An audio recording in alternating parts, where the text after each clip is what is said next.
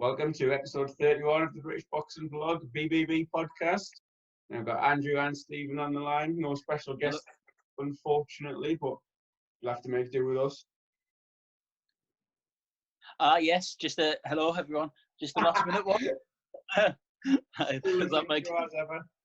Was that my cue to come in there? No, I just stopped talking. I was hoping you were going to join in, but never mind.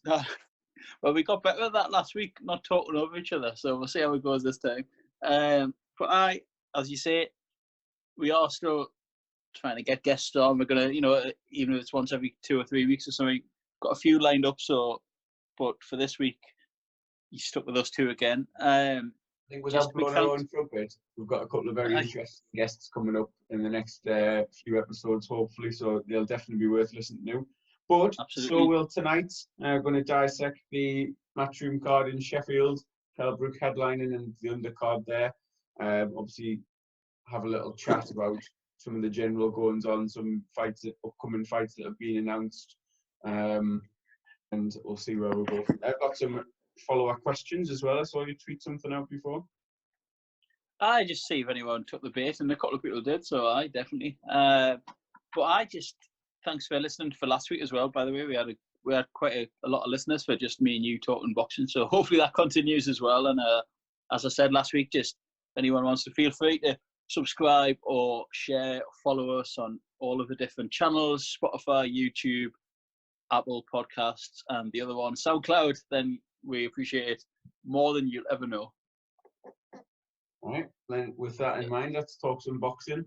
Let's start with the special one. I think we basically summed up his career so far last week when we were previewing this fight. I said that it's not really a fight where you could probably gauge too much from Brook. Either he's going to smash Mark DeLuca in a couple of rounds, or he's going to struggle with him. And in reality, it was neither of those. He was definitely in charge throughout. It took him a little bit longer than blowing him out in the first few rounds.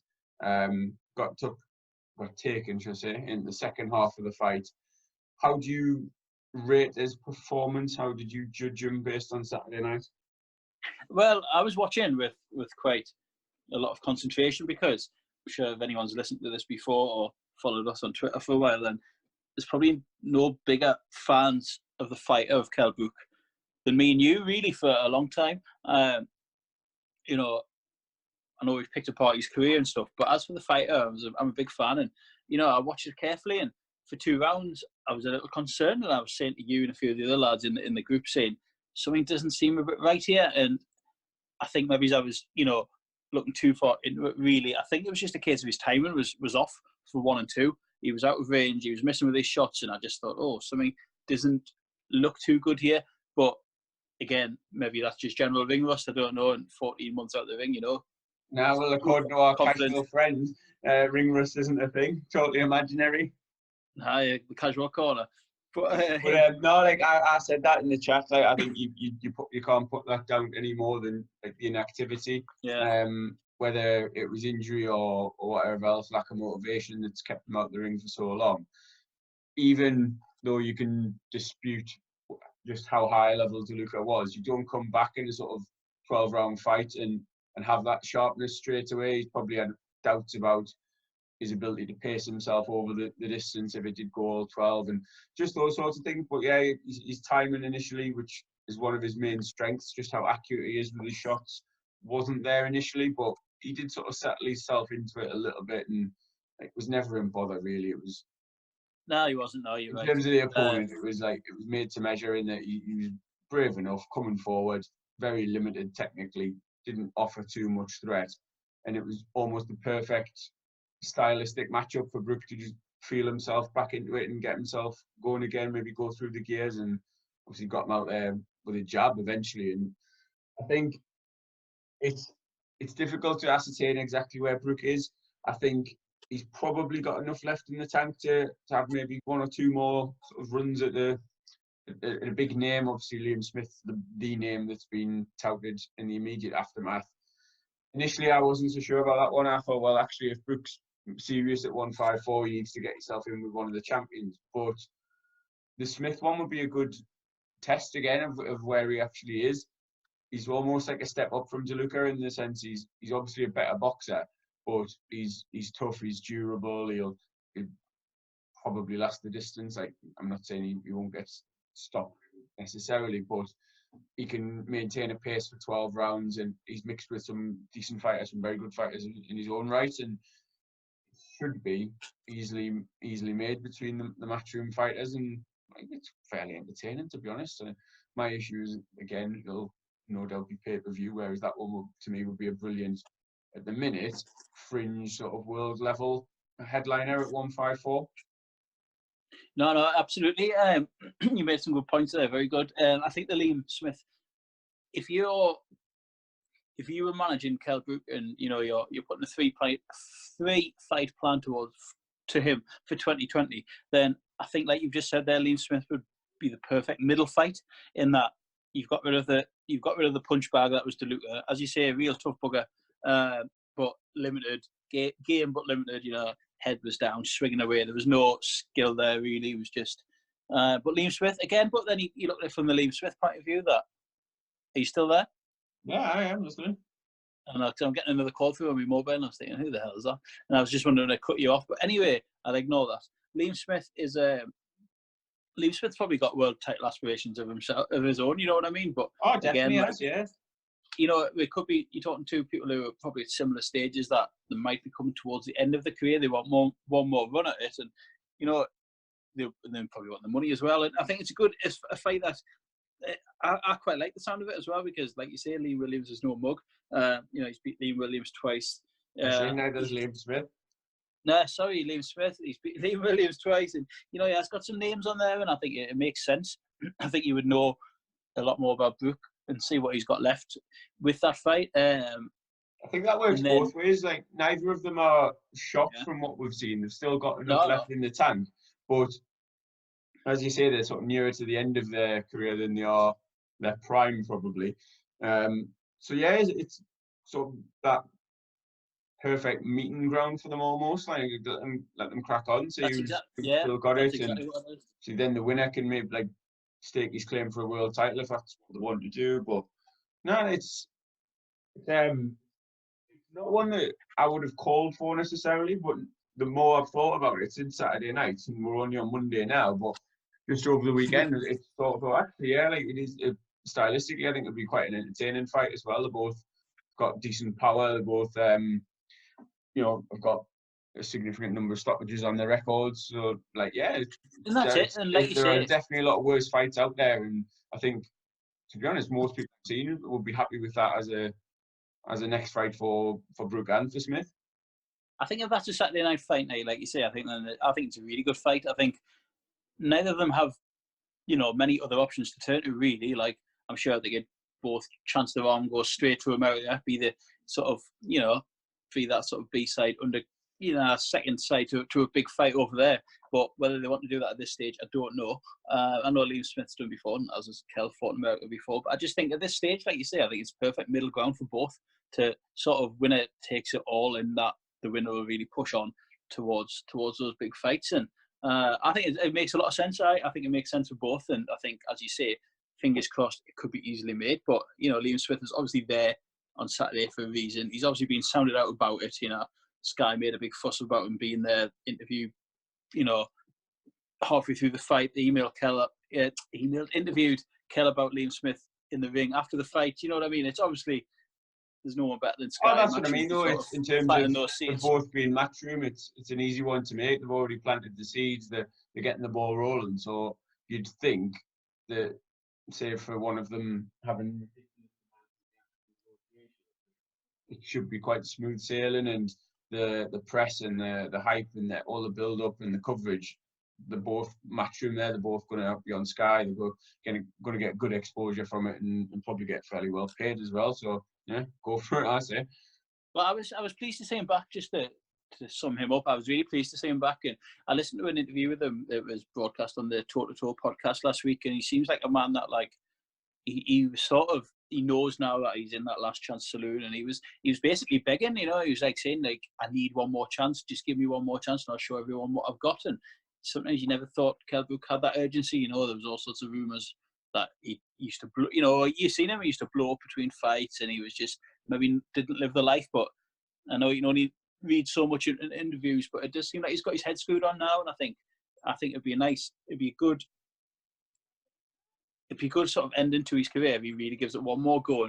And you know, if he became a two-time world champion and won a belt at 154, then I think it would take a lot of the detractors away from that sort of miserable sort of run he had at 147, where you had the, you know, the mandatories and the Jojo Dans and the Frankie Gavins and all that, and you just think it would be nice just to rewrite the script for Kell, and if he had a really good year, because he might only have a year and a bit left or whatever, then, you know, I'd be pleased to see that. And I think, as he said, you can't read too much from Saturday, but I guess he did show that he wasn't completely over the hill. Like, he does have something left to give. How far that'll take him, who knows? But let's just see how it goes.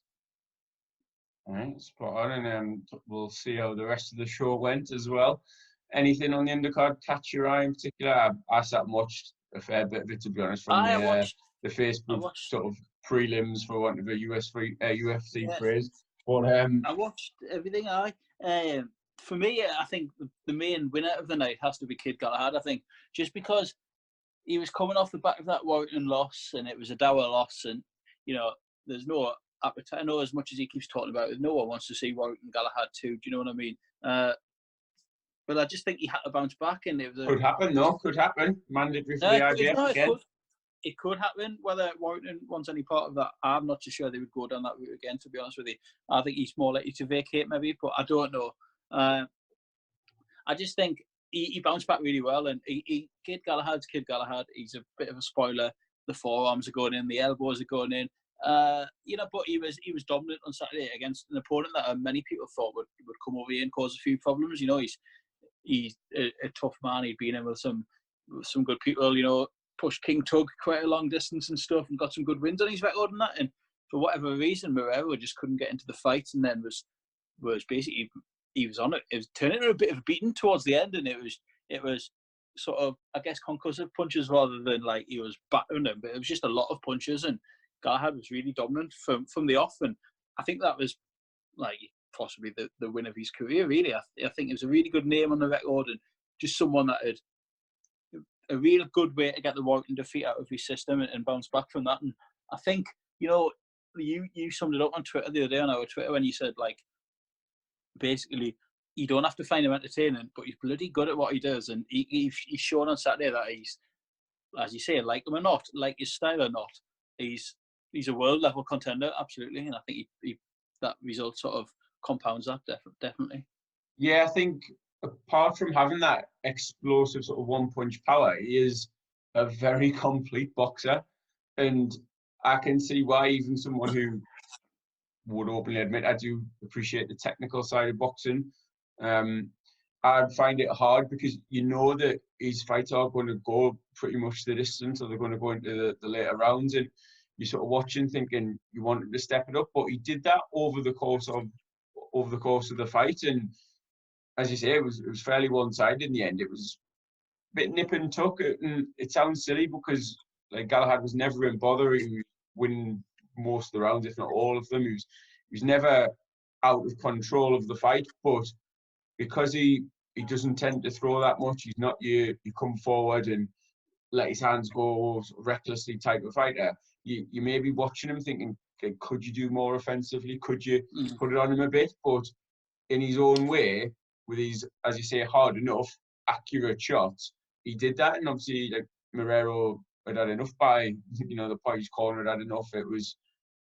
a good decision from them and from, like, everyone involved, just to sort of wait it on. Like, enough's enough, yeah.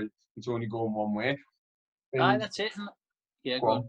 No, I was just going to say, you've sort of answered this, but one of the questions we had was John Bruce at JBBox11 on Twitter. Galahad's best performance to date? So I'm assuming he's asking if you think that was it, or if not, like, what was his best performance? I do think it was that. As I said just before there, I think he's bounced back in real good style from the Warrington loss, and like you say, could he do more? But it's not his style. It's not the Ingle Gym style. Do you know what I mean? He could have probably done more against Warrington, but the game plan never changed throughout. And, you know, you think back to bloody fighters like Johnny Nelson and that. Do you know what I mean? They were never you know, not that I've seen a load of Johnny Nelson, but from all accounts, you know, and what you have seen, that they were never the most pretty fighters and stuff, but they boxed to that game plan, and Galahad did it. And I was a bit disappointed in Marrero. Like, I thought he was just sort of a couple of rounds he came alive for about 20, 30 seconds, and then really went back into his shell for the rest of the rounds, and he just couldn't get a foothold in it at all. But I'm going to put that more down to Galahad and give him credit, because, like you said there, for some reason Marrero wasn't able to get his game plan going. He wasn't able to get himself into the fight, and like you've got to praise Galahad there. I think he did everything. There was a bit of naughtiness. The comment you were mentioning, he was in that southpaw stance, stepping on the lead foot and taking like little liberties like that. But I know he's the home fighter on a matchroom card, but if you're going to get away with that, I don't think that really deters or like takes anything away from his performance. It was absolutely class, like, throughout, to be honest. Totally right. Yeah, I think, a really good win, and it'd be interesting to see. You know, he's back in that mandatory slot now, and how long. And let's be honest, like, whichever way you scored the Warrington fight, there wasn't a lot in it. So, like, if he got that nod, then he's like an undefeated world champion, and he's probably someone that you'd not take over from Brook immediately, but he could easily be defending that world title as a headline act in Sheffield in his hometown, and having that built around him almost. But he's had to go away. He's had to rebuild. Even if he thought he won the fight, he's had to drop down from the world title fight, eliminate it, get yourself back in that mandatory position, and kick on from there, which, you know, he's done. And I think you've just alluded to something there with the Ingle gym and their style. It's awkward. It's impressive if you appreciate that, like, the technical side of boxing. As I said before, like, you're looking more at his footwork and his movement than just his punch output and his aggression. And obviously Johnny Nelson, as I say, who's not one I was too familiar with, obviously, now as a pundit, but like, reminds me a bit of Junior Witter as well, like switch hitting and good one. Like, again, that Sheffield, that style, it's like that identity, isn't it? He's very hard to hit, and he was almost spent his career, and obviously world champion in his own right. I'm not going to discredit him there, but like, he was very known for not getting the Hatton fight, in a similar sense to Brook and Khan, and like, Galahad's almost been like, he was on the outside of Quigg and Frampton at that time, and I think they're very easy to, if you're a name, to look at them and think, fuck that, like, why do I want to give a voluntary opportunity to someone who is almost like nigh on impossible to look good against? And there's a decent chance that, like, they might get a decision or make me look silly here. So it's quite easy for them, like the bigger names, to just try and ignore them and put them down and belittle them. But like, Galahad's, he's working. Like, there's no one could argue with his desire to do it the hard way. Like, yes, he's had the back in the matchroom, and he's obviously fortunate to have that, and like a top class trainer. But it would have been easy for him to go off the rails and not box for a while. But he's got back in the earliest opportunity and put himself right in the mix again. You mentioned a good point there about the back in the matchroom. Like, after the Warrington fight, they, you know, and what's going on in his career as well. You don't forget the sort of drug test, which leaves a bit of a sour taste in some people's minds, but which you sort of gets a bit overlooked these days. But it's all news, I guess. Anyway, but the back in the matchroom, like, fair play to them for sort of sticking by him, and you know, because after that Warrington fight, he didn't really impress, and you know, you don't get that many chances at world titles and stuff. And even before the Warrington fight, the fact that the Warrington side won the purse bids, and you just think, almost question why Kid Galahad's there. Like, is he? He's not a headliner. He's not going to. He's not tell shows and. But then they did, and they've backed him, and you know, they've got him this shot again on a good Sky on Sky Sports, you know, and they've got him this mandatory shot, and he's got it. So I think, well, you know, it would have been easy to wash the hands of him there. So at least, you know, he's, like you say, he has to be in that slot, because no, you're not going to take Kid Galahad for a voluntary, like you said. Do you know what I mean? And it's too much of a risk with that style. So interesting to see what happens next with that one. Maybe he'll need another fight just to keep going, because I don't know how quickly he's really going to fight for that belt and how much appetite there will be for that. But we'll see. I mean, obviously there's a lot of talk in a minute of Josh Warrington and Shakur Stevenson, isn't there, for the but then Shakur's just unification, or the WBO one that Stevenson's got, and Yeah, no, I but think he's there's got a another. lot more negotiating in that one before that gets made. Ideally, you want that to be unification, but I think hinting at what you said as well, like Warrington will sack off the IBF and go for Well, the WBO, rather fight Stevenson than go well, through Galahad's rigmarole again. Stevenson's got another fight lined up, hasn't he? So I think he's got a date penciled in, which you know, you have to assume that negotiation sort of hit the skids there with Warrington, because he's went down another route and he's fighting someone else who now I can't remember, but it's definitely confirmed. So again, you know, you could be looking, you're talking sort of summertime if that ever gets re-mentioned again, and you know, it could be a long wait, but at least he's sort of got that security of whichever way it happens and however long it takes, then he is the mandatory for that belt. So we'll have to wait and see. Yeah. Yeah. When you said at the start of that, you were saying, oh, that, like, the biggest winner of the night, I would have bet good money that you were going to say Terry Harper. And then you went I down know. the Kid Galahad route. I was like, oh, I went that way. I went that way just because of that sort of.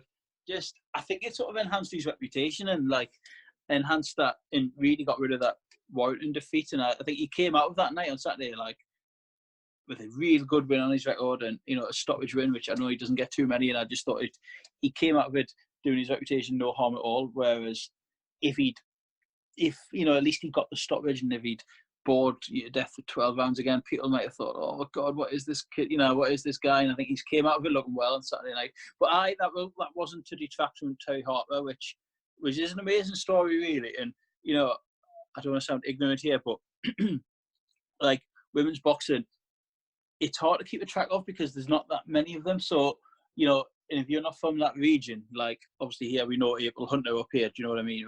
We've watched her from debut and what have you. We follow that story. As well, obviously. And Savannah Marshall, and we follow their stories because we know they're from our region. But Terry Harper was someone that I was aware of, but I'd never seen fight. And like, you know, it's hard to, unless you're going out to Barnsley or Sheffield or Doncaster, wherever she's been fighting, then it's hard to like keep up to date with it. But in you sort of your first introduction is sometimes when you see them on a Sky Sports show, do you know what I mean? And that was, and I thought she was absolutely fantastic. And as I well, thought she was like, brilliant. she's obviously come in as a world champion already with like the IBO belt, but Yeah, I know yeah. how sort of that's viewed in the men's side of things, and you think, oh, well, is it a bit different in the women's? But you, like, as I say, it is almost ignorant in that I don't know, and I don't think it is, to be honest. I think Steffi Bullock tweeted something that I quoted and paraphrased in an article that I put out yesterday, and basically saying about like she was like technically a world champion, but like in their eyes anyway, but she was getting a lot of like criticism and detraction, and like I don't know the extent of it, because again I'm never going to excuse people sending abuse and like the vitriol that some boxers get, but I don't think it's necessarily the time and the place to point out if someone's celebrating winning an IBO belt.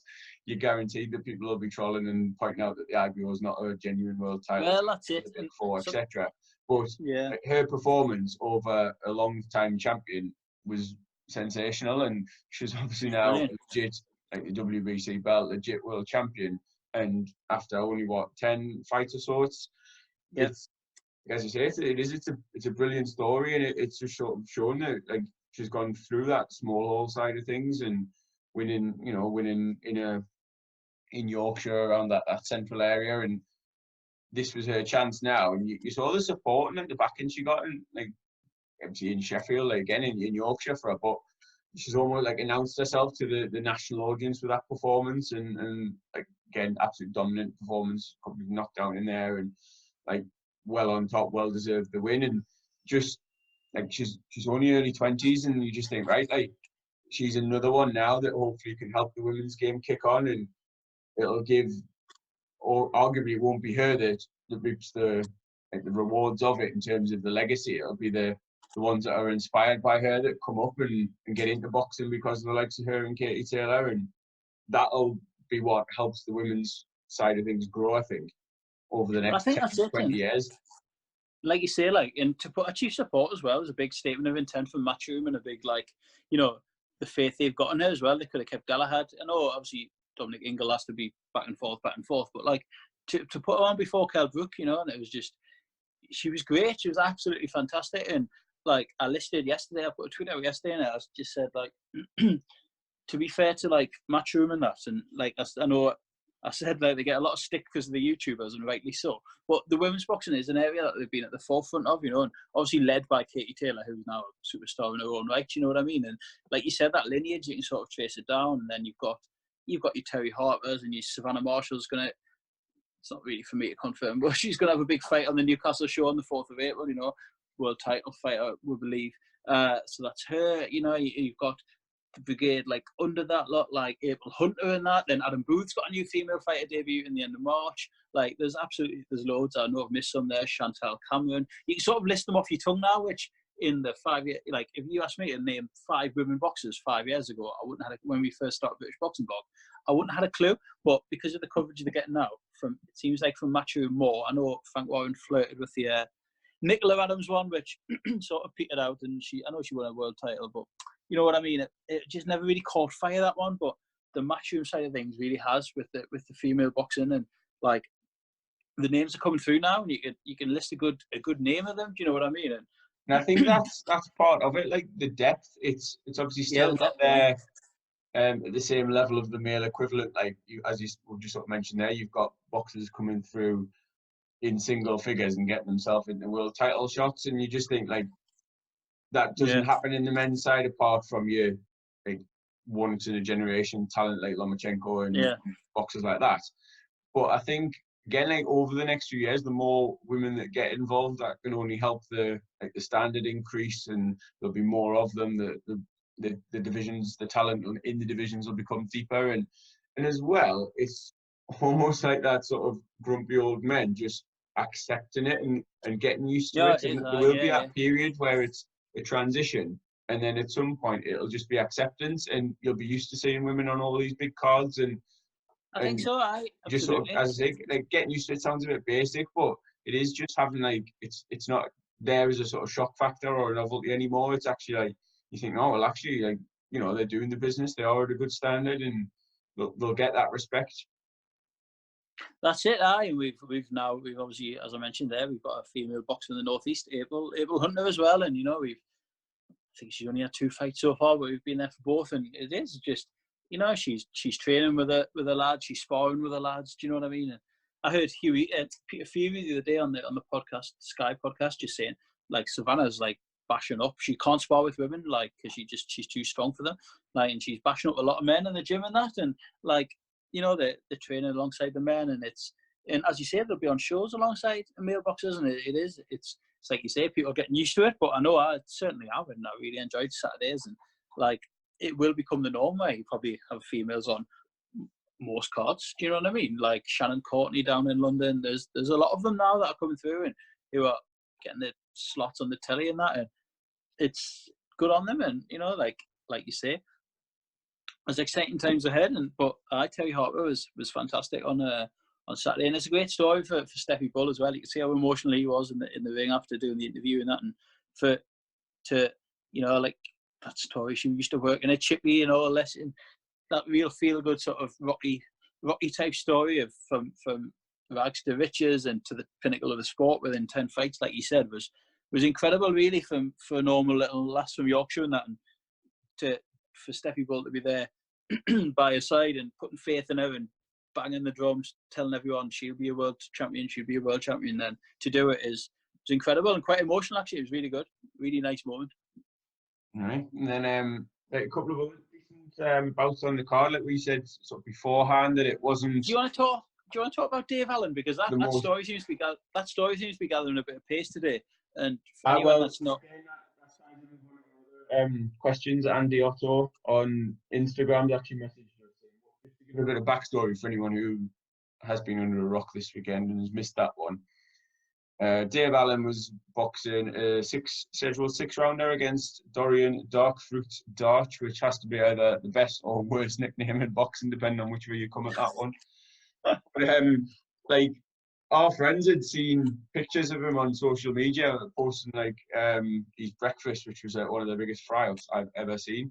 He was putting on a bit of weight. He needed to get heavier to like make up the weight and stuff, sort of making a joke of it. And I think during the fight and beforehand, there was sort of murmurings and like this sounds a lot seedier than it perhaps was. But Dave Allen and his opponent Dorian Dart should like be seen together having a coffee on the morning and a bit crack and that. And I don't think genuinely that's anything untoward in the case of a home fighter against a journeyman. Well, like no, how many same, local shows like we see on social media and Facebook and stuff, they're all like always bantering and they probably get to know each other, see each other in away dressing rooms and what have you, and like bits like that. But obviously the nature of the fight, which we'll get onto, and what's happened since, that just almost is a trigger that people are now looking into in a little bit more detail. But it's funny because what the story is that, well, initially what happened sort of conflicts what I'd read on Twitter. I'd read a tweet on Twitter saying that there's a sort of gentleman's agreement for the fight to go the distance because Dorian Dorch was scheduled to face Jay Carrigan-McFarlane, who's now managed and trained by Dave Allen, in a few weeks' time. So if Dave knocks him out, then that fight with his sort of protege falls through. So that's what I initially read. But then the story now goes, from what I've been reading today, and this is only on an American website, I think, and the Sun Sport, but a few murmurings anyway on Twitter saying that basically there was a lot of suspicious betting around the third round stoppage, like before the fight and then during the fight, so much so that I think Sky Bet closed the market and then... Well, I'd seen some screenshots from someone like tweeting about, I think it was in that article you've mentioned, I'd seen the original tweet about the market on the Betfair exchange, sort of the odds closing in on the third round stoppage. And we were watching it thinking, based with what you sort of read about it going the distance, the first couple of rounds, this is like clearly going the distance. Yeah, they're barely throwing a punch. And then sort of looking at it, I was looking like on Sky Bet, thinking, right, well, what odds can I get on this one, like Dave Allen on points or whatever? And all the in-play markets were suspended. It was only the outright of Dave Allen and obviously Dart, whoever was going to win the fight or a draw. And I think Dave Allen was like 1 to 150 or 1 to 250 or something to win the fight after 2 rounds. So you're thinking, right, he's comfortably up on points here. They're not going to give the decision anywhere else. But it was very interesting. And I initially thought that it was because it's going the distance here. Well, that's it. And some people were saying that, there was a 50 grand stake put on the third round and all that. And then other people were saying, well, that has to be bollocks because, that fight wouldn't have been attracting those betting patterns and the market would have been closed straight away. Loads of different things. And like, it was a 6-round fight. And I think whether the bookies just sort of unnerved a bit by all these bets coming in for the third, or was there literally inside info? And I think that'll have to be looked at. I don't know if was it just suspicious betting patterns? I don't know. Like, or are people just taking a punt on a round? But it did. I don't know. That article was a really interesting read. And like you said, the first 2 rounds, first Dave Allen was sort of switch hitting, doing a bit of this and a bit of that, like flicking out the jab. There's no. I thought, is he like holding his punches here? Like, sort of not. And I was looking for that conspiracy theory about the points, but then. Now, obviously, it's came to light today that the Gambling Commission and the British Boxing Board of Control, and again, I'm only going off this article I read and then the article in The Sun, that they were launching an investigation into it. But Dave Allen since tweeted saying, this is the last I'll tweet about it, but, come and speak to me about it. I've got nothing to hide. I'll answer any questions. Dorian Dorch was like, well, if someone told me, I wish I knew, I would have had bloody money on myself. Do you know what I mean? And it was just like, I think, are people looking too into it, like you said, because they had coffee together? I think so, but we were watching it, as you say, we've got a group chat on WhatsApp going around. Well, there's a few messages going our way and back and forth, and it was a bizarre fight, as you say, because there was not a lot happening in the first. Like, it got into the sparring session and stuff, and then even the nature of the stoppage. There's apparently a clip where Dart sort of says, like, he gets up and he gets hit, and then he's like, go on then, like, is it to hit me again? Now, I've seen that sort of thing before where it's no more than kidology, where, someone gets clipped and then they wave their opponent on and like, come on, then is that all you've got type thing. But again, I don't know if it's what's been generated since. It didn't quite have that feel to it. But then you think, well, live on Sky, like, surely they're not going to be that stupid to be like, to verbally say, like, come on, then hit me now and I'll go down type thing. It was bizarre, but I don't know how they'll prove that one way or another, unless there's like messages and sort of like proof like that. I don't know how what's gone on in the ring that they can convincingly and like That's decisively it. say that was fixed. I don't know. You'd like to think not. You'd hope not, but nothing would surprise you in boxing, would it? But some people were saying Dodge, he like waved himself off, like he didn't get up after 8, 9, and he sort of went to the referee like, no, I can't take it anymore. And people were saying that was suspicious. Why didn't and all this? But again, like you say, how do you prove that? I guess this one might rumble on and on and on, but I don't know. But I guess all right, we take the result as gospel. Then it was again nothing more than another tune-up for Dave Allen. He's back and he stopped someone that had been stopped in 6 successive fights. And God, if he's got any ambition about him, then you will be stopping Dorian Dodge. But again, where his mindset at, where his ambitions lie. We've heard it before. He's going to take a run for the British title, and that's what I think that's probably his ceiling in the sport. Let's be honest. But yeah, I think I massively so. If they've achieved that British title, that'll be absolutely massive for him. And yeah, he couldn't help but be buzzing for him, to be honest. Like no, that's it. And you know, he he's gets a lot of still shit on social media now. I think as much as the adulation, I think a lot of people are almost fed up with the whole shtick of like, oh, he's a nice guy and yeah. beats a You couple say of that like though, beats but a then couple of journeymen and then gets chucked in against someone half decent or someone like very good. And you like a lot of it is people like generally concerned when they don't want to see him in with a Povetkin or someone that could do him some serious harm.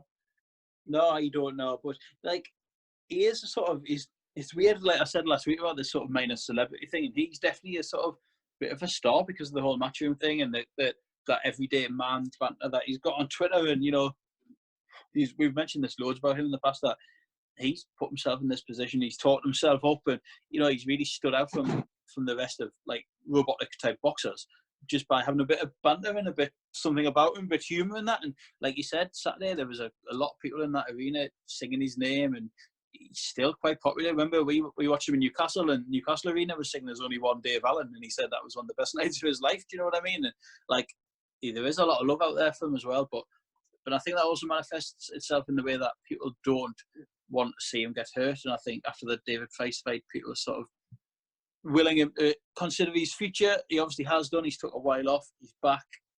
And I guess it's up to him now to give it that one last go and get himself in a bit of shape and, you know, get his mind right as well. And he's obviously doing this thing where he's training the other fighters, this Coach Allen thing, and he's got a few people under his ring and that, and maybe that gives him a new outlook. I don't know, but I will see how he goes. And as you say, if he ever can win that British title, then that's when he should hang them up, because that is, you know, he's been beat off Ortiz, he's been beat off Tony Yoka and all that. He's took some heavy beatings, Dave Allen, and you do wish him well, and you want to come out with with his marbles intact. Do you know what I mean? You don't want to see him take too much damage in there.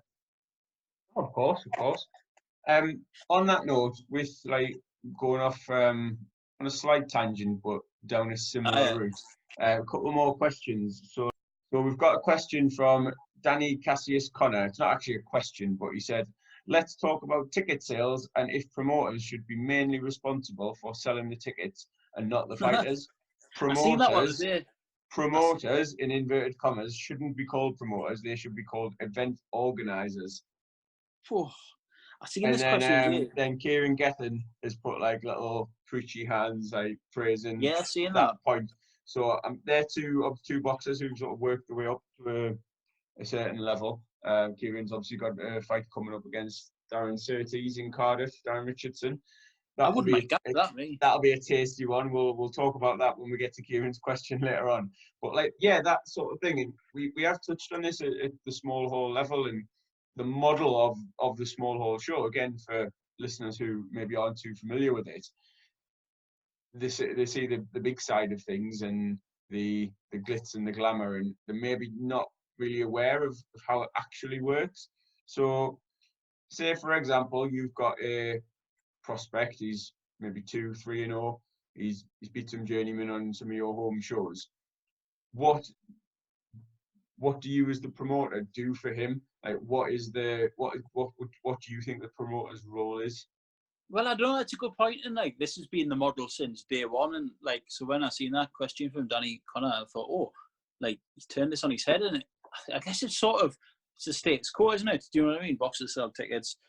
Like, I guess I know what he means. Like, are promoters, or are they just like events managers type of thing? Like, but then are they giving that fighter a chance to fight? Like, You know what I mean? Like if he, it's like you have to sell these tickets to box in my ring on my show, but then like, and that stress of selling the ticket sort of is then paid back because you're all fighting. Like this is your chance, and I'm doing you a favour by letting you fight, sort of thing. But I know what you're saying. Like I do get what you're saying, and obviously the big top lads don't have to worry about this because it's. But then like even Ritson still sells tickets. Do you know what I mean? He still gets a cut of the.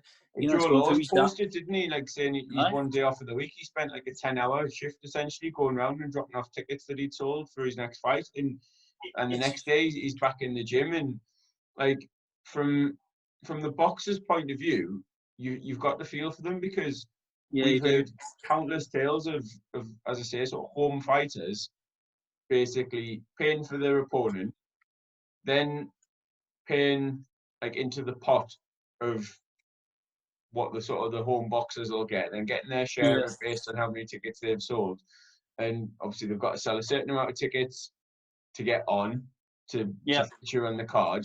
They might break even and pay your medical bills and your trainer gets a cut or whatever, and you might then like a couple £100 out of it. And I think that would shock quite a lot of people, and a lot of boxing fans wouldn't necessarily realise just the sacrifice a lot of the lads go through out of the ring.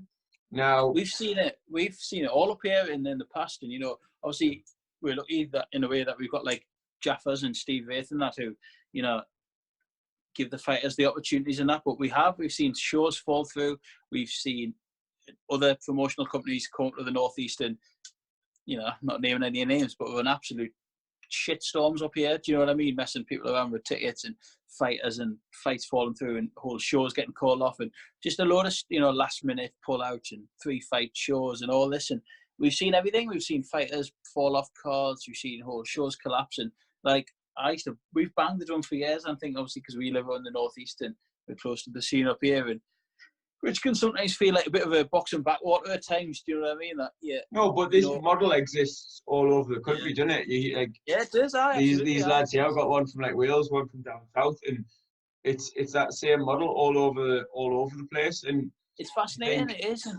Like I honestly I don't know what the solution is to it, because no, neither do I. There's obviously costs incurred, and from the promoter's point of view, again, speaking like Steve Wraith as an example, when I spoke to him on here, must be over a year ago, and he was thinking of like packing it all in and walking away, because he's saying like some of the shows he's put on end up costing him, and that difference comes out of his pocket. And same with Jaffers, right? Like again, it'll be the same up and down. And I think Steve Goodwin said before on his like Ring Talk little vlogs that he does on YouTube, he said like similar in terms of he's had to have money to put in to promote, and he's not promoting to get rich because there's no money in it. Like no, there's not. No, and that's the unfortunately, like the money has to come from somewhere, because you've got the medical staff, obviously paramedics, doctors. You've got the board taking their cut, the venue, obviously like all of these so factors. The ring hire,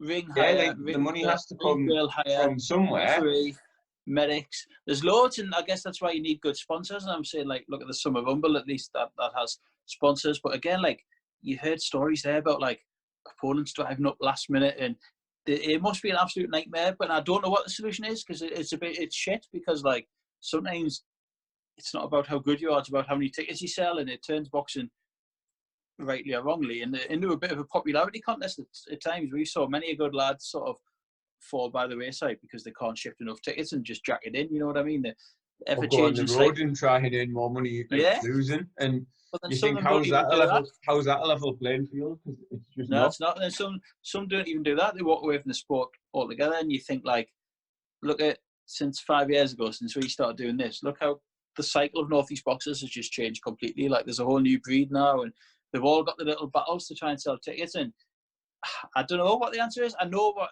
like, Danny Connor's saying, that, like, can these people do more? Can they? This is, I think, his point is, yes. Does he mean the big promoters? Does he mean the little? I don't know. The boxers have got to sell the tickets. But, like, we're talking there about Dave Allen, and he is a promoter's dream because of how popular he's made himself. And we're saying about how boxers like have to embrace the social media side of things. You have to have a presence. You have to try and produce you know, something new and yeah, you unique do, I. and individual.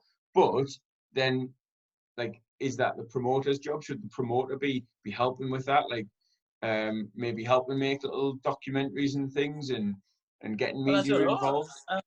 It is feel like I know April Hunter mentioned it before. She's got a PR company sort of backing her doing for a professional. Like she's hired them out of her own pocket, but like doing professional videos and stuff. Then the other side of the coin, you've got Joe Laws, who's just crackers. You know what I mean? And then you think back to that podcast you did with Ellis Corey the other week, and he was like, "I don't sell tickets. Like I really don't." But he's fortunate that he's got Steve and Pete with his best interest at heart to manage to get him on shows, and now he's won a belt. You know what I mean? And Troy Williamson was another one, and again they're both from Darlington and not massive ticket sellers, but luckily Troy's being like looked after by like Frank Warren and that. You know what I mean? He's out, he's fighting on that Newcastle show in February again, and just little things that like. Well, he signed with MTK, didn't he? MTK MTK, Scotland when he turned pro, and yeah, again, like we mentioned, they're rolling boxes at the moment last week, and again, unfortunately, if you like, that's the model to have where you've almost got the boxers on a retainer. Like I don't know the ins and outs of their deals, their management deals and advisory contracts and stuff, but from speaking to the boxers and reading in between the lines, like they're well looked after and they're not necessarily desperate in a position where they're needing to shift tickets. Like but talk Darren Ray's about like told Andrew us that. Selby featuring. I know it's a higher level, but like Andrew Selby's featured on the Newcastle card.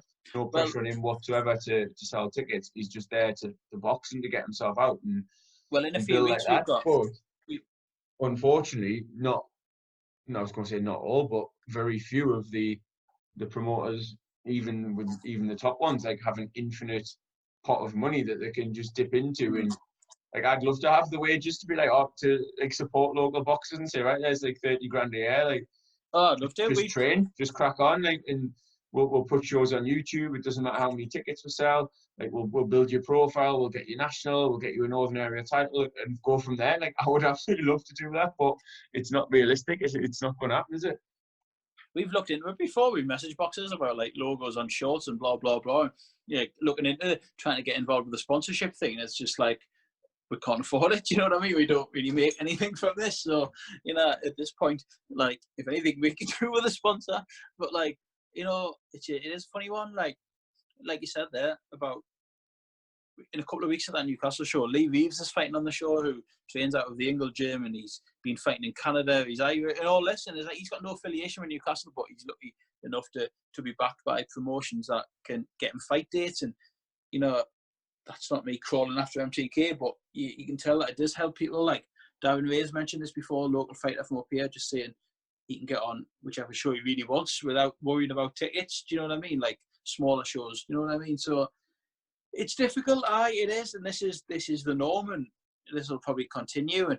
But then promoters might argue, well, you know, the more tickets you sell, the more percentage the boxer is getting, and like you know, seeing like Joe Laws, look at him with Jaffers, you know what I mean? He's getting a very healthy percentage of tickets when he fights on those shows, and he's a popular lad, but not everyone could be as fortunate, you know. And it's again, and I can't speak for every promoter. Obviously, some will go the extra mile, some will step back. But I know Steve Goodwin has mentioned previously, and again, like he's just one I happen to listen to and watch the videos and stuff. But he's mentioned like he's put on like out of his own pocket media days where he's had a media company go to his house or to a venue, whatever, and he's invited all his boxers along. And he's like, "Come along, we'll get you like professional pictures taken. We'll get you." Do little interviews with you. We'll have like local media come and stuff, and like that sort of initiative, brilliant, because it just gets the boxers out there. But I don't know how long term, like how much benefit that would have if you've got say 10 boxers on your books as a promoter, random figure, and then there's like a little article on all 10 of them in the paper or something. It's almost like it needs to be something a bit different to get the boxers known. And from that point of view, you think, well then, put the pressure onto the boxers because it's up to them to make themselves stand out. It works both ways, but I do see what sort of the issues that are being raised, because as a promoter, is it not their job to promote the show? And again, there are some up and down the country that could probably do more for that, like rather than sticking a poster out on Facebook or Twitter every so often. But like, again, the ones we've dealt with, we know that they do look after the lads, they do the best for them. But I don't know, because like it's the promoter's job is the show, isn't it? It's to sell the tickets, to get the interest in the show, whereas the manager's job to look after the boxer and to get the boxer the best deal. Obviously, with some instances that does overlap a bit, which is again it's a whole different issue. I think, you know, like you say, some owners just have to follow on the boxers. Like, social media's never been more powerful. Do you know what I mean? We've got Instagram, Twitter, YouTube. There's a lot, but I think you have to sort of use that correctly as well. Do you know what I mean? And it's like it can become quite samey. Do you know what I mean? If you're a boxer, then there's another photo of your meal prep, and there's a photo of you jogging, and you know what I mean. And it can become, if you've seen one, you've seen them all, and then you're in the car listening to your tunes, and you put the camera back on yourself. It's like every boxer seems to. Are you a boxer unless you took a photo of your meals? Do you know what I mean? Like, you have to sort of mix it up in that a bit. And I know not everyone is an extrovert and can like talk shit on the camera and be silly, and you know what I mean.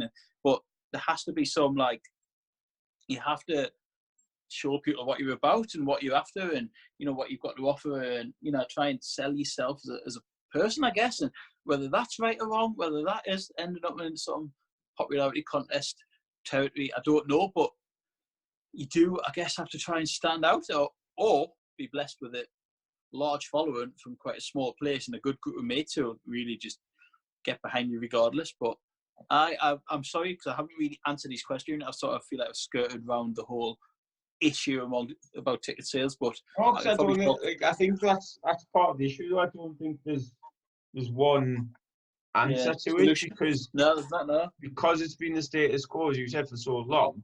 It's hard to think, right, well, what can we do? What could you put in place to reinvent it almost? And I guess that ties in with another question we got asked. Colin Middleman said, what's your opinion on boxers fighting journeyman type boxers to 10 fights and beyond?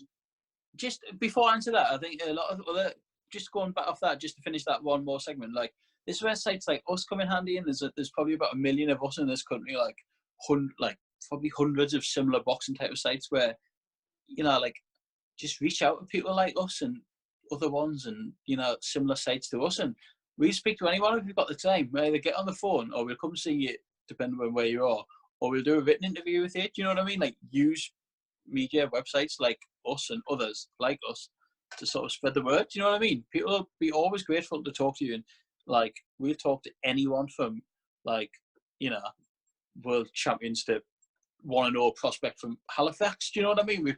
We're not fussy, so, like, you know, use people like us to sort of spread the word. You know, it's partly why we're here, to shine a light on the sport. You know what I mean? Well said. Well said. Anyway, sorry, Colin. Go on, Colin. What's he saying? Some intro, that, like. Well, he's a regular. I like that. It's similar, because he's saying, like, about boxers fighting journeyman opponents and like up to sort of 10 fights and beyond. And I think now that because of the issues we talked about, there's more pressure on local fighters to make that step up a little bit earlier. I think it was Frank Warren coined the phrase of like 15 to learn, and then your next ones are to earn, essentially. So like, basically your first 15 fights you learn, and you're fighting opponents you should be beating, and then from there you're sort of looking at titles and what have you. And so you up, if your career is 30 to 40 fights, the second half of that career is going to be your big fights, and you'll find out about where you are and what level you can reach, etc., etc. But like, we've seen it a little splurge recently, a little surge in it of like the Northern Area title coming back on into fashion, and the boxers almost getting a bit fed up of like saying, oh, well, you know, I'm sick of this sort of ticket deal, and your fans losing interest. If even your most loyal of friends are going to be thinking, oh God, not another Lithuanian or another Bulgarian that you fight that you're going to win. Like, we want to see you in meaningful fights. Well, I do think there's a pressure on that. I don't think there's too many now that are guided to that point where they're getting towards like 15, 20 fights and haven't really fought anyone of note. I think it depends on your circumstances, really. It depends on a few things. It depends on your amateur background, if you had any. Did you come through the unlicensed scene? How old are you? Like, who's backing you. There's a lot of different examples. Like I'll give you one here, like Chad Ellis, right? I think That's what I was thinking of actually. Chad Ellis didn't come through, I don't think, that traditional setup. I'm not aware of anyway, right? And he's now had 10 fights. And, we've seen him have some, he's learned. And I just think, like, he's now decided at this point, after 10 fights, I'm going to roll the dice and fight for Northern Area title. And he'd probably go into that as an underdog against Ellis Corey, but he's thought, right, I've had enough of these learning fights now. We've seen him box Macaulay and all these different journeymen, and sometimes he's had a couple of issues and that. But again, then in other times he's actually looked much better. Like the Hilton show we seen him on before Christmas, I thought he looked really good. And there has to be a time where I guess you roll that dice and say, you know what, I could fight another 5 of these journeymen, but what's the point now? Like, he might as well take his chance at this fight and see what doors open from there. Do you know what I mean? If he loses, go back and fight another 5 journeymen, roll the dice, you know what I mean? He's backed by MTK. Don't just restock, regroup, learn a bit more. But there has to be a point where either you and your trainer think you're ready to step up. I'll give you another example. Tommy Ward, right? Amazing amateur in the junior sense for Berkeley, right? Like, fantastic. But he never had a senior amateur career. Tommy turned over straight from the juniors. So he's had to learn. Like, he had a lot of fights, Tommy Ward, against nobodies, just to get his man strength and just to learn how to box in men's boxing. But he did his learning in the early years of his pros. Do you know what I mean? Like, he never had a senior amateur career. He just turned straight over from junior. So that's a different one again. Like, it just all depends, and he was so young as well. Like, it all depends on yourself, your trainer, your upbringing in the sport. Like, you have to, I guess, I don't know, like, say, Joe Law's another example. Be approaching 10-0 at some point this year. Like, will he be trying to knock around sort of fringe British level, or does he really want to call out Conor Byrne, or does he just, is he content selling his tickets and just slowly building? Proper young lad, early 20s, reach the ABAs. Why rush? Like, Joe Mafosa is a great example. I'm going off on another Northeast tangent here.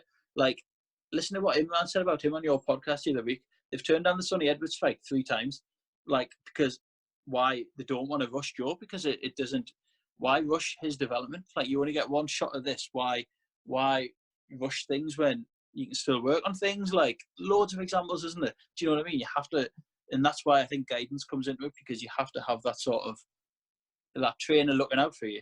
And we get frustrated that people don't always fight the best, but it depends which way you look at it. Do you look from the boxer's point of view?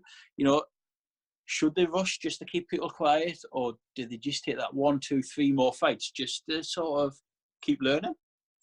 And I think you just said like, about like the guidance and the fact it was Imran saying that, and like obviously Joe agreed 100%. Like, but he agreed in the sense of he has full trust in Imran, and I think as a boxer you have to have either your trainer, like first and foremost, or your manager. You have to have that trust in them that they're doing the right thing for you. That if they're accepting a fight, it's because it's the right fight for you, not the right fight for them. Yeah. Like, they're turning the fight down because they've got your best interests at heart, and not because they're trying to protect your unbeaten record or protect you as a commodity, because they want the best for you as a boxer and as a person. Like, that works both ways. Sometimes I think a boxer will get to a point where it's almost sink or swim, and it's like, right, well, you've had a good amateur record, you've not padded your record, but you've won, you've beaten these opponents. You need to make that step up at some point, and that's all comes down to the experience of those involved, what they think, how they're this is like I'll just move before it along. This is like this when you relate back to the Ritson podcast, like, he was a big advocate of the area title. He obviously won the area title, and he's like, that's, like you said before, that's such a gateway because it gets you sort of British ranking. Do you know what I mean? And I think, forgive us if I'm wrong, but I'm sure he went from area title straight into a British shot against Robbie Barrett, I think. I might he be did, wrong. yeah. And it just makes you think that if that Northern Area title's there, or Central Area, Southern Area, whatever you want, Scottish title, Irish title, like, look at Gary Cully last week, rolled the dice when he thought he was ready to do it against another unbeaten lad, and now he's, I just think those area titles and English titles even are massive gateways into the sport, and once you've got one of those, or you know, you get a bit prestige about you, and your name becomes mentioned, and you know, you've got a belt around your waist, and more But doors also open. because it's board sanctioned, then it's got that pathway to like the English or the eventually the British. Like as you say, Ritson went straight from area to British, but then there's like the English is in there as well. And yes, there's a risk attached to that because you are going to be fighting someone who's at a similar level to you. You're not going to be in a position where you're expected to just turn up and win.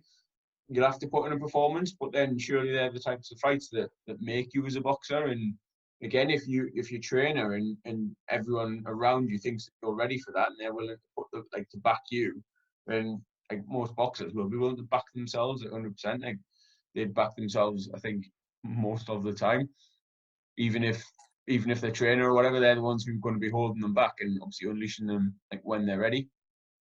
Well, that's it. And like as I mentioned, Ellis Corey again, there like took a chance going to Wales on his third or fourth pro fight, something like that. Got beat, but against a really good kid, and it's done him absolutely no harm. Do you know what I mean? And I guess doors open that way as well. Like, you know, and sometimes if those offers come along for a fight away from home, and like maybe it's take them if they come along and you've got confidence you'll win it, and your trainer has as well, then what harm does it do? Do you know what I mean? You can always regroup, and like you never know unless you give it a shot, I guess. And I know Colin's saying 10 fights could be a benchmark, but I would say that probably depends on circumstances. But I think you are looking, once you start getting into those double figures, then I guess there has to be a plan, because you don't want to sort of look like you're taking the piss either. Do you know what I mean? Like, oh, he's 19-0, but he's fought absolutely nobody. Like, you just look like you're fleecing people for tickets and your mates and money. Like, there has to be a sense of some ambition there as well, or people just get sick of it.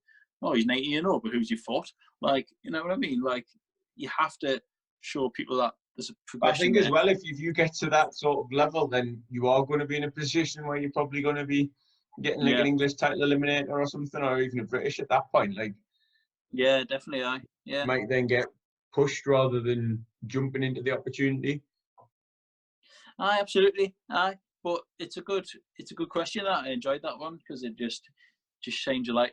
You can shine a light on different people for different circumstances, and I guess there's no foolproof way to do it. Do you know what I mean? Like, it's each to their own, and it's up to there's been successes and there's been failures, and I think that'll always be the case. Just depends when you want to roll that dice and go for it, I guess. But that's just a good question. Enjoyed it. All right, that's it. That's pretty much all the questions. But one more from Kieran Gethin. On a scale of 0 to 56, how hard is he? I don't want to know. Depends what you mean. We'll soon find out when Danger Daz comes down to see him in March. We'll answer that one after that, I think. I like Kieran Gethin. It's someone that I would really like to get on this podcast. I've said that to you before. Comes across really well on Twitter and speaks well, and he's not daft. And I'd like to speak to him 100% in the run up to that. A good fight. I wouldn't have minded going down to that. I know Cardiff's quite a trek, but I think that'd be a hell of a fight. That really good one between two cracking lads as well. So may the best man win. Yeah, we'll sit on the fence there. Next one. Anything else? Any more for anyone? Nah, this weekend coming is a really, really quiet weekend on both sides of the Atlantic, really, and here and stateside. There's really not much going on. But just want to say thanks to everyone that played the last round of our boxing predictor game, round for pound, which is basically, the Super Six of boxing. Yeah, I was just going to say, we'll do a little bit of a unabridged and ashamed plug. So basically, we put up 6 fights. You predict which round you think they're going to end in, but because we're very nice and the format works better, we've paired off the rounds. So, for example, you might have said that you think Kell Brook would win between rounds 7 and 8 on Saturday. Neither me nor Stephen did, why we did so terribly. So basically that for 6 fights. Obviously, there's the option of points and a draw as well. The jackpot is a massive for us. £500 to spend in Spennymoor Sports, thanks to Kieran Kane, Spennymoor Sports, for providing that. Also, I guess that'll be online as well for national listeners, not just in the store. That's a good point, actually. Yeah, probably we'll have to check that with them, but yeah, I imagine it will be. For anyone who hasn't or isn't aware of Spenny Moore Sports, like seriously check them out because the website's tidy. They've got a good presence on social media, and they have some absolute like top quality stuff in the wide range of obviously boxing in particular, but like other sport and stuff as well. Like well worth a look. Also, £100 of our money, cash, that's up for grabs. Some signed boxing memorabilia as well, so that there's like a good little prize bundle there for anyone who manages to perfectly predict 6 outcomes. If not, though, Stephen's little introduction and addition to the format was our league table that is up and running now for 2020. So we've had the first round down out of 12, and whoever's leading that league table at the end of the 12 rounds will get themselves a choice of one of those signed goodies or something else that we can source. Aye, definitely. Aye. There's always prizes, and last week just gone, we tried, not every week, not every round, but whenever we would get our hands on something worthwhile, then we're doing some sort of, we call it a guaranteed giveaway, which basically rewards the winner of that round. Like a guy called Paul Saunders won round 1 this week just gone. He bagged himself a pair of tickets to the MTK Newcastle show on February the 29th. Round 2, because we're so generous, we're doing another guaranteed giveaway. We've got, for the winner of the round, we've got a pair of tickets to an evening with Floyd Money Mayweather at the City Hall, Newcastle City Hall, on Saturday, March the 7th. So that's 2 guaranteed giveaways in a row, which you know is really caught people's imagination. And we did record numbers for the last one. And again, round 2 is now online, but it doesn't actually get underway until Saturday, the 22nd of Feb. We've got the British title action between Brad Foster and Lucian Reid, followed by Fury Wilder that night. That kicks off round 2, which runs up until Saturday the 29th with that Carl Yafai and Shocker Latito card. A few fights on that.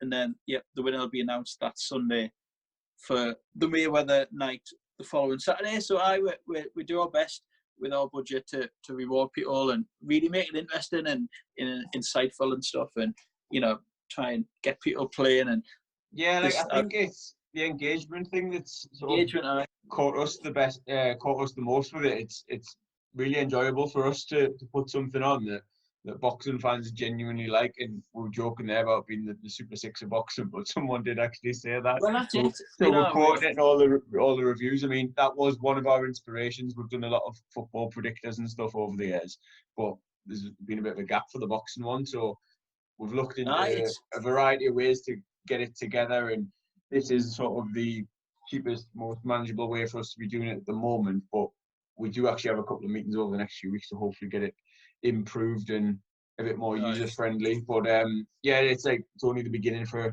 round for pound. I think we definitely believe that it's going to get bigger and better, and looking forward to seeing that happen. No, you're right. I think we definitely believe in its potential. I think it's quite unique. I don't think there's another similar thing out there at this minute. We're doing our best to try and source some really good original prizes. Like, I think the tickets, both the MTK and the Mayweather ones, have really got people interested. And you know, we've given away Tyson Fury's autobiography, signed gloves, and more as well. So we're really doing our best to try and source some good prizes out as well, and look after everyone.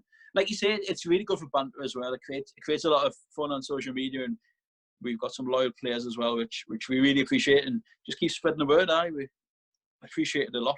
So thank you.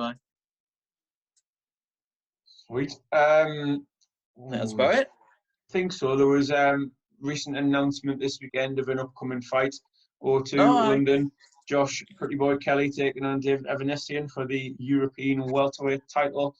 One that is, I was going to say it's got fans talking, but it's had boxing fans talking for a while. That since it was originally made, and then Kelly pulled out. The lots of rumours then going around why, but official line that he was unwell, which I don't think you can really hold against him. Like, if he's genuinely not well, then they're not going to take on such a dangerous fight. And make no mistake, it's a hell of a fight.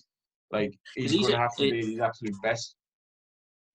He's the current champion of Avanesyan as well, isn't he? So it's his belt on the line there.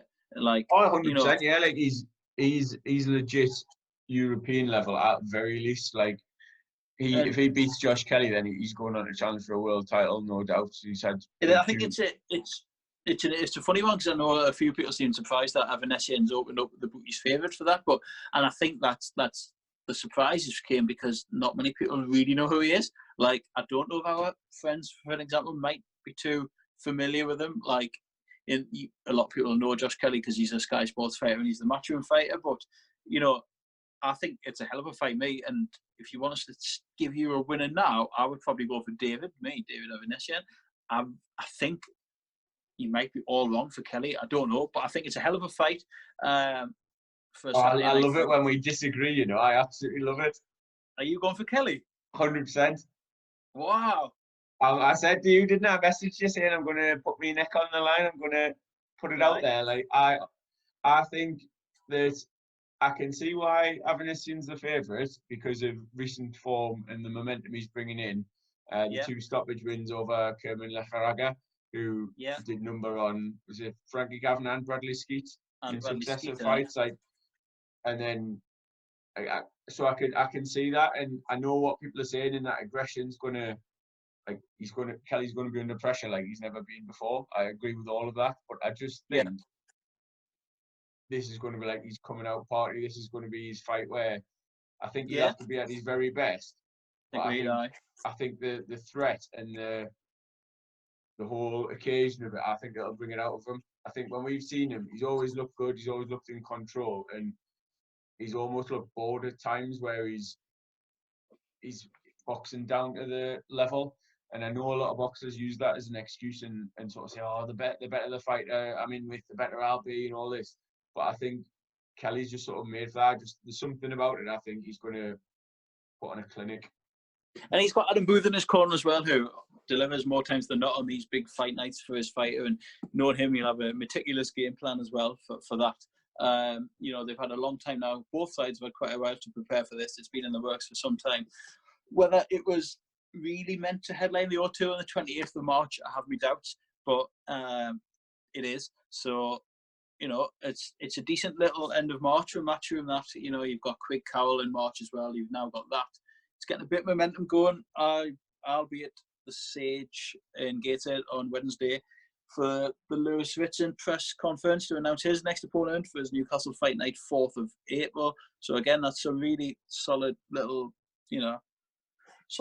Saturday fight nights that Matchroom seem to be putting together now in 2020 as well. So, and with more announcements to come if they can sort out what they're going to do on what date. But so yeah, and I guess I don't know if we talked about it last week or not, but did we touch on Dubois Joyce last week? Was that announced before the podcast or after? I can't remember now. I think it was announced on the Friday, wasn't it? But I don't think we did mention it actually. Another class fight. Whether we agree or not that it's pay-per-view, I really don't. It is. So let's not bother going down that route. But I feel like we did talk about this. I can't remember. But it's cracking. I'm pleased that's been made. It's 2 heavyweights that really could have avoided each other and went down different routes, and but they've teams have came together. They've saw sense and they're putting it on, and it's a really intriguing clash at this stage of the respective careers as well. So really pleased that one's been made by Frank and Sam Jones and everyone involved in that one. Yeah, again, because it's a similar level fight, isn't it? Obviously, like Dubois the British, but it's essentially, I think I would say that if I was for the European title, you wouldn't think anything of it. Yeah. Both at that level, the high end of the domestic level, shall we say? Absolutely, and I think just adds to that bit of momentum that's now seems to be building in this. After I know January is always traditionally slow, and Matchroom's card on Saturday was maybe a little low key, bit underwhelming, but turned into a kind of nice boxing in the end. But everything's nicely building along, so a bit of momentum, a few more round for pound fights, and watch this space. But I think the Kelly fight was a cracking fight, a really good fight, and I'm looking forward to that one immensely. Might even look into going down to that one. You'll have to ask Eddie about it on Wednesday. He's speaking to her. I'll send you a list of questions for him. If I can get a word with him, he's pretty hard to pin down, Boxing UK takes him too long, but okay, I'll try my best. Shout out, Steve. Hi, big Steve. But I'll let you know how it goes Wednesday. Then we'll do another pod next week and hopefully get a guest on as well. So In all keep it seriousness, going. though, while we're shouting out there, he obviously posted something on Twitter, Steve from Boxing UK, that he was in Hartlepool getting, was it MRI scan or something, Yeah, he on did. Saturday morning before going down to Sheffield for the boxing on Saturday night. So, like, massive Aye. respect for the dedication. Obviously, you know, we share that dedication normally, but, like, I think little Yeah. doff of the cap, and hope everything's all right with you, Steve, mate. Absolutely top man.